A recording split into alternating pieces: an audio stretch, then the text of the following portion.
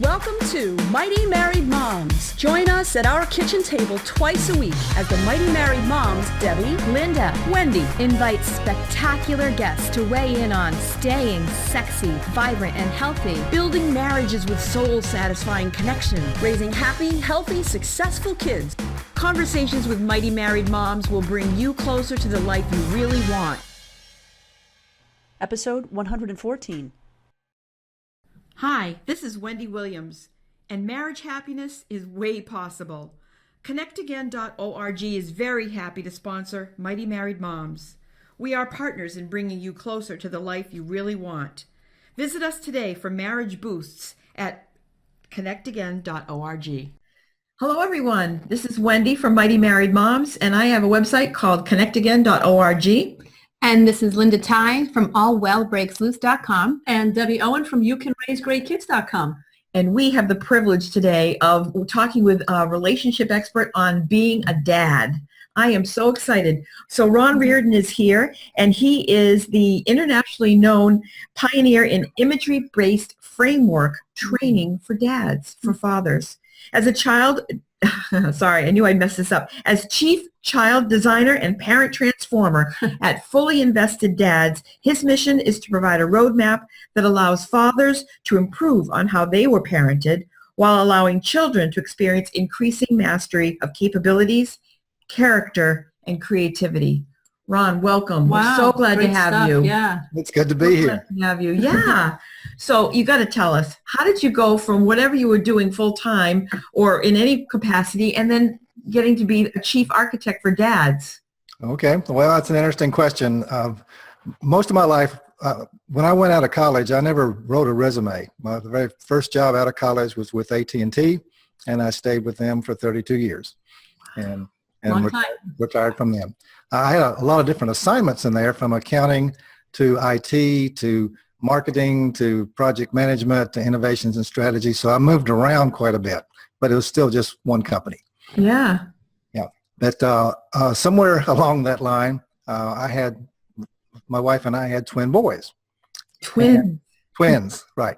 And that's another story. I'd always kidded her about having twins, and even the Mother's Day before conception, I hand drew a Mother's Day card. I mean, she wasn't a mother yet or wasn't even pregnant, but the card actually showed two stick figures carrying a bassinet with two heads coming out of it. Oh my goodness. So you brought these twins into your life.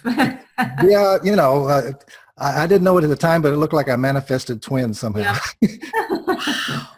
Cool. And I knew that we were going to have twins long before she did, because when I would be feeling a rebellion, I'd feel the two different kicks that were not in sync. It's like, I'm a dead man because I've kidded her about twins and they're in there. I'm going to let the doctor tell her that we're going to have twins. Oh, that's so funny. Which is it. And she's never heard that story, so hopefully she's never going to watch this episode. Nice. But the way I got into this is that after I retired, I was looking at, well, what am I going to do? And there's a lot of things that I'm capable of doing and been trained to do that I didn't want to do anymore. And I didn't want to be a coder or lead large teams, changing software. I didn't want to manage another project. And so a good friend of mine introduced me to someone that basically told me, well, you're supposed to be working with children and with parents. And I'm like, of the long list of things that I could do, that's got to be at the bottom of the list. Really? But the more that I thought about it, and some things happened that really gave me confirmation that this is what I'm supposed to do.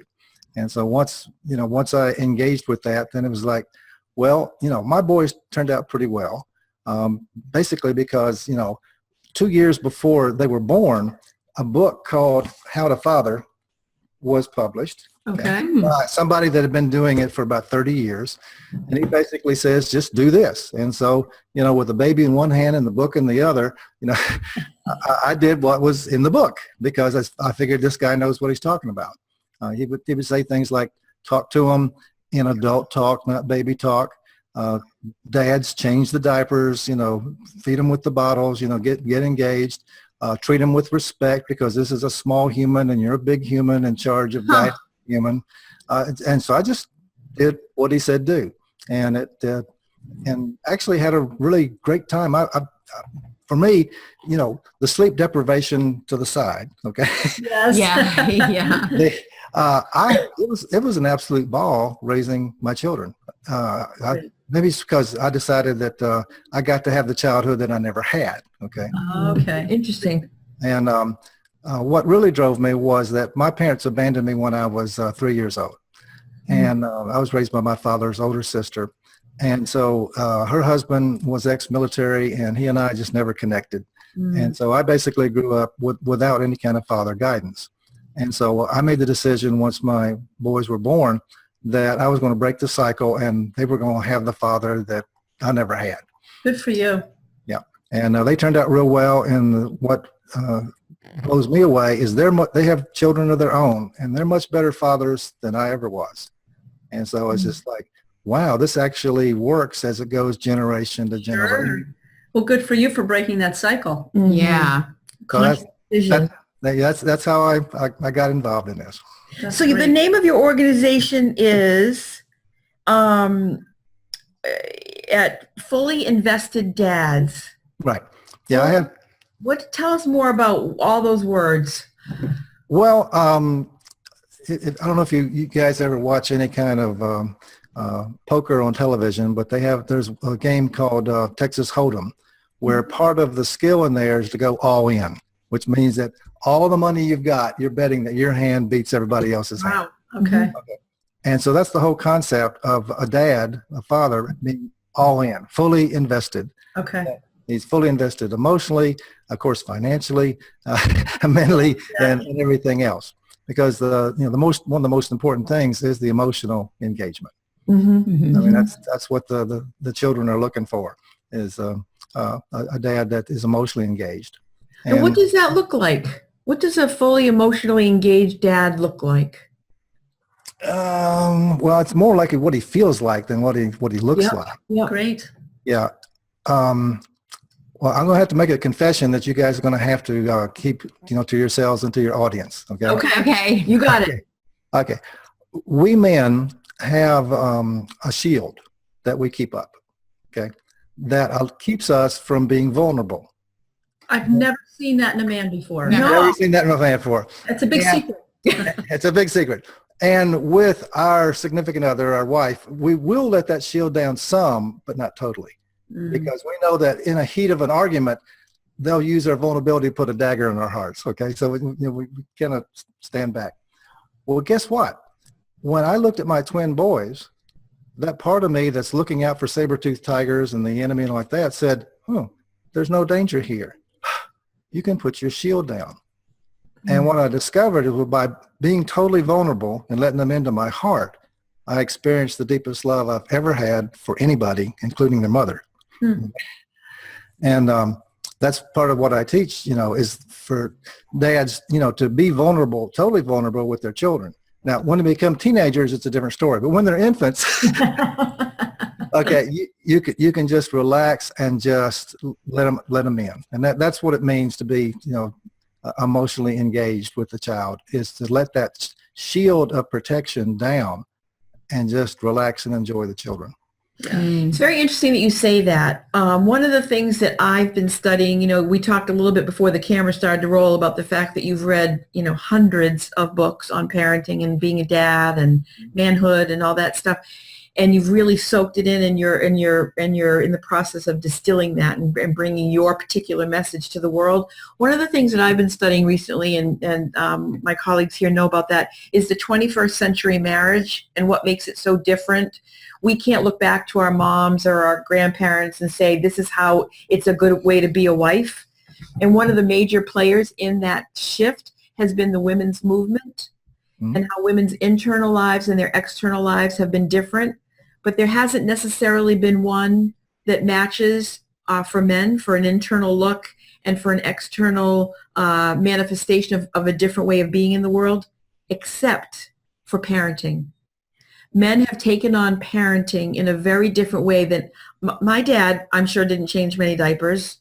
My grandpa certainly didn't change any diapers, as a very small example. But that investment in children has come about in very, very recent times. I mean, I may be speaking to the choir here, but is that something that makes sense? Yeah, it's a growing movement. I mean, I belong to a dad bloggers group. There's between 1 and 2,000 dads out there that are blogging on a daily or weekly basis. I mean, it's unbelievable. And they all have different topics and different things, that's going on because their children are of different ages and everything. But that's exciting. It is exciting. it is. It's a growing movement. But yeah, and part of it is that, couples realize that ideally for the child to have, maximum capabilities and potential, for later life, somebody needs to stay home. Okay. It can be the mother, it can be the father. And in a lot of cases, especially with the downturn in 2008, with the financial collapse and all, it was easier for the women to have a job than for the men. Okay. Cool. And of course, what I recommend is, when they're making the decision, who stays home, there's two things they need to look at. Number one, who makes the most money? Okay. And so that's the criteria. But the other criteria is not as obvious. It's like, who is the most receptive to the child? Because, the children are always looking at our eyes for clues of, is this dangerous? Is this safe? Do you love me? Are you upset? And I don't know if you've ever seen the video of where they actually showed a child of, I don't know, maybe 9 months or something like that. They call it serve and return. The child serves to the parent. It's almost like tennis. The child would just, make Google noises, whatever. Yes. And they're bid for attention. Yeah. They're looking at the parent to see if the parent is like, oh, that's cute. Are you trying to say mama, daddy, whatever. And so they would have the mother actually turn her face and come back and be totally stoic. And no matter what the child did, no expression. And the child does everything it can to get a reaction from the mother. And it's just getting really frustrated. And then finally, she's allowed to go out of role and then back to it. And the psychologist says, well, there won't be any permanent damage. Yeah. because it was only for, not 60 seconds. Right. And so if you have one parent that is just, no matter what the child does, there's no emotion, that one shouldn't stay home. Put them to work. Okay. Yeah. Doesn't matter. Even if they make less money. Okay. You need a parent there that is just, with the eyes and with the expression and reaction time of, when they cry, show up and everything. That's the one that really needs to stay home. Wow. So the investment piece comes in a lot of different ways. Right. It's not just money. That's right. Yeah. What's the one thing that our dads or moms can turn to their dads in their lives? And that's a one way that a dad who's maybe new to this concept can pick up today and start learning to really connect with their child. That's something that I really struggle with, what the one thing is. And it was a toss-up between emotional engagement, okay, because generally, men are still trained, don't show your emotions, just get with the program, But the other is really identity, is the father's identity. Like I said, it's not so obvious. Is a father without instruction will believe that they're in charge of behavior control. Okay. That my role is to control this behavior and everything, where really their role is one of a guide. Okay. It's like, this is a small human. I'm a big human. And if you ever wondered what your child is, your baby in the crib is thinking when they're looking up at the little mobile and everything, what they're thinking is, one of these days I'm out of here. They're geared for growth and to leave the nest. Everything that they do, from rolling over and crawling and walking and learning, is I'm gone. Okay. Right. And so as a father realizes that, is like, well, I've got to equip them with, the capabilities they need to not only survive, but to thrive and to have that character. And the way things are going, the number has increased. I used to think that a child was going to have 7 different professions in their lifetime. Yes. Somebody updated it, says, no, it's 11 now. I'm like, It gets more and more. Yeah. Yeah. yeah. So knowing that they're not going to stay at one job all their life like I did, okay, then they're going to need that creativity. They're going to need to realize that, hey, it's me incorporated. I'm in charge of my business. Wherever I go, it's me. There I am. Right. And the best skills to teach a child now is how to be an entrepreneur. I was never an entrepreneur. I am now, but I didn't used to be. I was a corporate guy, okay, because safety, okay. Yeah. And it was at one point in time. It's not so much anymore, but it was. It's totally changed. Yeah. And you mentioned earlier that You can even have an entrepreneurial mindset even if you work for somebody else. Exactly. that's true. Which That's you true. really did because you took on many roles. Yeah. Right. Exactly. It's always there. Right. And of course, for me, and it's a skill that I'm still working on, is that if you teach a child sales skills, they'll always be able to do something no matter recession, depression. They always need salespeople. Mm. Yeah. I just wanted to, Go ahead. No. My husband was always a fully invested dad. Nobody had to tell him to be fully invested. He was, there to be fully invested. And so maybe if I was out, because I'm an entrepreneur, I was out doing something, he was very willing to take our 2 boys to the playground, all that stuff. But interestingly, for men who are the minority of parents, full-time parents out there or fully engaged parents out there, and men bring something different to the table than women do. Like I'm a little bit more nervous about them hurting themselves or whatever. And he's a little bit allowing them to be a little bit more daring than maybe I would, because I go, oh no,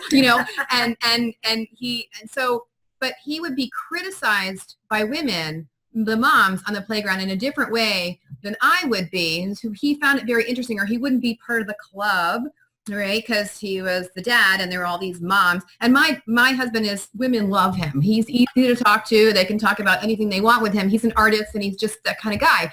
Right. So it was an interesting experience for him. And he sort of felt that he experienced this bias toward him because he was the dad on the playground. And, women were like wanting to tell him how to parent. Let me tell you how to do it because you're a dad. I'm the queen of parenting. And you clearly don't know because you're a guy. Right. Yeah. I still remember being with my twin boys in the backyard, and they must have been maybe 4 or 5 years old, something like that. And we had some big trees in the backyard. And I said, do you want to know the difference between me and your mom? And they're like, yeah, tell us, Dad. I said, well, you see that tree right there? Your mom's not going to let you climb that tree. Okay. But me, if you get up there to the tip top of it and go out on that top limb, okay, really hanging on, to the bottom limb and the top limb, you can actually see the next subdivision. I'll be down here to catch you. Okay. But that's the difference between your mother and me. My heart is going out of my chest right now. I'm just saying. No, It's so interesting. I was the one who always climbed the tree, and my kids wanted to climb trees. I'd say, yeah, go for it. Yeah. Tell Right. me when you get to the top, you're smaller and lighter than I am. Yeah. There's always differences. It's kind of hard to say, males are this way, females that way, because there's a lot of variety out there. There's a lot of variety, but they definitely bring something different. And I think that kids certainly value from 2 very fully invested parents, and dads have a lot to bring to the table and haven't been allowed to in the past because they've been the breadwinner. They've had to make the money. And, it is tough to be working all day long, come home, and then have to be on with the kids. But what women have been arguing for a long time is it's really hard to be with the kids all day long and then have to be the primary Still person. on at night. Still Right, on right. at night, So, and as Wendy said, and as relationships are changing, the model is changing, and as dads want to become more invested, and as we move toward a culture of more entrepreneurs than before, and we're able to both kind of move in and out of being at home with our children, it's changing in a very wonderful way, and there's a wonderful place now for dads to be full invested parents. Yeah. That's true. Yeah. Hey, I have a question for you. So what are some of what are 1 or 2 of the key challenges that dads tell you they face today, and what are some of the answers or responses that you would give to them? And that depends on where they are in the journey. Sure. Because there's all these, once a dad-to-be finds out, hey, we're pregnant, that triggers a lot of insecurities, in the male. Right. It's like, number one, how are we going to afford this? And, unless you're Warren Buffett, Yeah, you're not going to have the money to raise a child. Okay, There's there's no such thing as a good time to raise a child. Okay, you're never going to be financially ready. Or And two. or two, or yeah, two at once. And other things are like, the other fears that they have is, will I be a good father? What if I faint in the delivery room? I mean, all this stuff is going on there. And of course, the one that we don't want to talk about is like, is it mine? And Oh, wow. Whoa, Yeah. see, I wouldn't have even thought of that. Yeah. about 50% of the fathers, that thought goes, they might not verbalize it. Yeah, the funniest thing I saw was, here's this guy, he's got, red hair out to here. He's got freckles, he's got these really thick Coke glasses, and his kid is mini me. Yeah. Looks just like, and he's sitting there like, I don't know if this is my child or not. And it's just like, it's totally irrational. Okay. Right. But and part of what's behind that is not that he's thinking that the mother was not faithful. It's like, how in the world is it possible that I could create something like this? I mean, this other people do, not me. I was just having fun, and all of a sudden we got a child on the way. So it's more that than infidelity. Okay, It's like a real primitive response. Like, how did I do this? This is the wonder of creation kind of thing. Is that what you mean? yeah. It's almost like, do I have godlike qualities? I don't. I'm just a human, normal guy. Yeah. And it's back Because to it seems so, it's like two steps. Insemination, and then the baby pops out, whereas a woman has this process of every day for 9 months getting used to this is in me, I'm participating in this really fully. Yeah. So it's a very different process. Yeah. And which reminds me of when I first held my twins in the hospital. I was expecting to feel this rush of emotion, this love just coming out of my heart, and I'm holding them and I don't feel anything at all. And I'm like, this is weird. I mean, this is not the way the script's supposed to go. And the way I rationalized it is exactly what you said. Oh, we've just met. This is the beginning of our relationship. Yeah. You don't have love for somebody the first time you meet them. Okay. And right. The mother had a 9-month head start on me. Interesting. Very Do you have any This is interesting. recommendations for dads? I think one of the toughest phases for dads is that from that moment of when the child or children are born and those first couple of years when truly the kids are really attached to their mother in a way that they never can be with the father because they've been in your womb, you're breastfeeding, whatever it is. And I know when I would go somewhere and my husband would be with the boys, I would come home and he would be exhausted because they would be crying and they wanted to breastfeed. They wanted to do this. And he would be playing every game, doing every entertaining thing he could do, to try to soothe them. But they can't be soothed the way they are with mom. And kids tend to go through that period too, where they're clinging to mom and they don't want dad to hold them. And it's just a Why phase. am I the dad? I mean, It's a phase they go through. And it certainly, and now I have 2 boys. So now I'm seeing this new phase, like when it started as they got older, and there's the male bonding thing that they've had with my husband that I haven't really been as much of a part of. And there was a little heartbreak for me. Like it was like I felt a little left out, and I do feel a little left out now. But I know that my husband felt left out early on because there was this bond that he couldn't. It just wouldn't be there. Yeah, and the best thing there for fathers is information. Okay, it's just awareness of what's normal. It's just like I was just recently, my oldest has got a 4-year-old, and I was trying to explain to him that, okay, psychologists have done studies and everything, and from 0 to 2, it's muscle thinking. Okay, that's all that, it's pushing up and crawling and, walking and stuff like that. And then from 2 to 6, it's polarity thinking. It's either hot, cold, it's either safe or it's danger, and then, from 6 to 11, it gets to be concrete thinking. If it has to do with a solid object, they can one thing at a time. Okay, is about all they can handle. Right. And they're beginning to understand relationships. And it's not till 11 and up that it's conceptual thinking of, okay, if I do this, how will Susie feel about me? Being able to. And so you've got to understand what are they capable of and what are the stages they go through. Mother, then father, then goodbye, it's my friends and the peers. Right. If you know this is normal, then you don't take it personal. Yeah. That's great. Mhm. That's great. You touched a little bit, and we need to wrap up, but it might be difficult to wrap up on this one question. But the brain science, what are things that people listening today could really benefit from knowing about what the brain science says about fatherhood, dads, men? I know that you've made a study of that. Yeah, and the key thing that we've missed because we come to the wrong conclusions is when a baby's born and you look at them physically, all they can do is suck and poop, okay, and cry. That's about it. Yeah. Okay. And when you look at them mentally, it's like they're not going to be saying E equals MC squared or anything like that. And so we make the assumption that emotionally they're at that same low level. And brain science says not true. Okay, somewhere about halfway through pregnancy, the baby's brain emotionally is trying to figure out what kind of world am I coming into. And if they're hearing loud noises and screams and stuff like that, they're like, okay, this is not a safe world. This is a win-lose world. It's a world of scarcity. And so the brain starts developing a certain way. And any emotion that the mother has, the baby has. So if the mother is stressed out to the max, all that cortisol goes straight to the kid. Okay. But if the mother is getting her manis and petties and her manicures and are chilled out and, the dad's doing the right thing of getting the baby's room fixed up and like that, then the baby's just like, oh boy, this is a nice world. This is a win world, and the brain starts developing that way. But the babies are not capable of doing their own emotional regulation. And so they count on the parent, whether it's the father or the mother, to help them with the emotional regulation.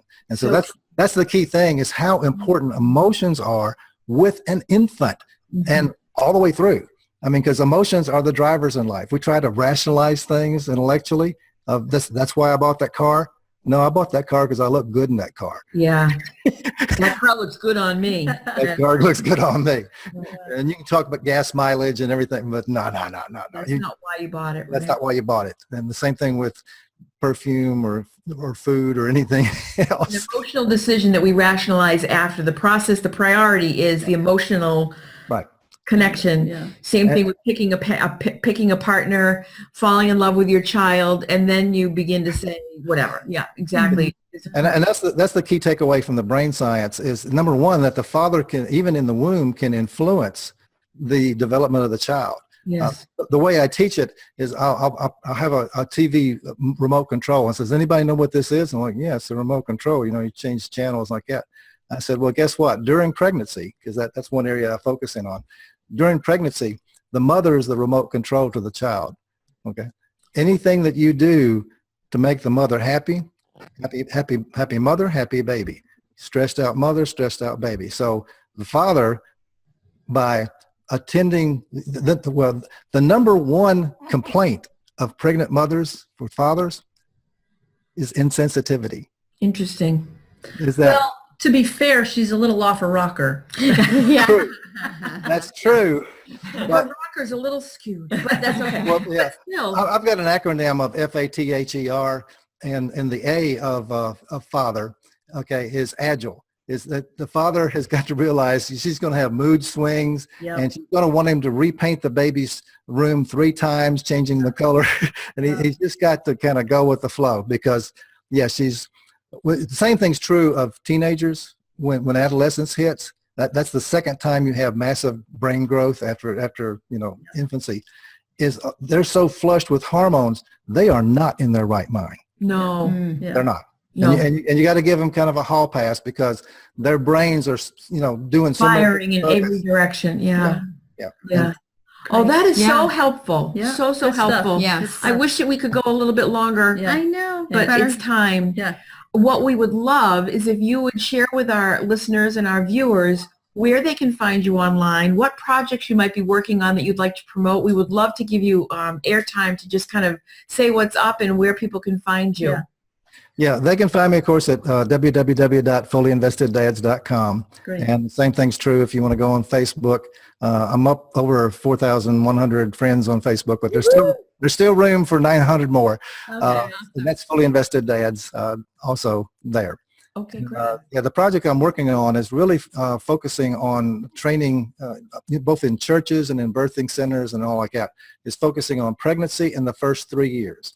Nice. The sciences have said, if you get it right in the first 3 years, you can basically screw up the rest of it, and the child can overcome it. But if you mess up those first 3 years and pregnancy, It's hard. they can overcome it. And Harder. I've seen, I had a sucky childhood. I've met a lot of entrepreneurs that are leaders and doing really well, that their childhood was messed up too. So, but it's a long journey to overcome that stuff. It's Right. better to get it right in those first 3 years. It's better to get it right. So these classes that you teach, is there anything that people who aren't in the greater Atlanta area can take advantage of?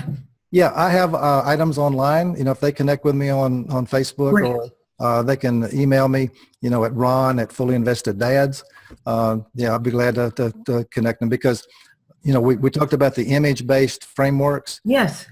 We process as humans, because of saber-toothed tigers back when we were in caves, we process images 60,000 times faster than we do words or sounds. Okay. Right. And if you ever wonder why your children, you can talk and talk and talk to them and it never doesn't register, the ratio of learning by hearing to sight is 1 to 10. It's big, yeah. They learn by what we do, not what we tell them. I mean, Right. we kind of all know that, but why do we just keep saying, well, if I've told you once, I've told you 1,000 times. Yeah. But so the training that I do is with images. I don't just sit there and say, change the diaper. I'll show a picture of a dad changing the diaper. Right. Because you can have a PowerPoint bullet point that says change diapers. And I'm like, yeah. Right. But if you actually see another guy, it was like, oh, I'm supposed to be doing that. Oh, Yeah. That's true. So yeah, we learn through images, and particularly video. Is Yeah, video is key. Sort of like what we're doing here. Yeah. The great Yes. teaching modality. That's right. This was wonderful. We really appreciate your time today, and go dads. Yeah. Yeah. You really have such a key role in bringing all of us up as women, as girls and boys. Everybody really can benefit from a fully invested dad. Yeah. So we really Perfect. appreciate your time. Well, thank you for having me. Yeah. Thank you. So everyone, thank you once again for tuning in to Mighty Married Moms. I haven't done that in a while. Mighty Married Moms. My name is Wendy, and we're very glad that you were here today. And please go on to iTunes, download this episode, share it with other friends and family members. Subscribe. And subscribe and give us a positive rating on iTunes. I'll put it on my website. I'll put it on my website. Excellent. There you Yeah, go. Terrific. Perfect. And find Ron while you're there. So thanks again, everyone. Take care from Mighty Married Moms. Bye-bye. Bye. Thank you for joining us for this episode of Mighty Married Moms. Tune in twice a week on Mondays and Thursdays to meet fascinating and inspiring guests who will help you create the life you've always wanted. You can find these episodes and special gifts just for you at mightymarriedmoms.com, as well as a link to our Facebook community, where we continue the conversation around the kitchen table. Please also help share the love by leaving a review on iTunes. We'll see you next time.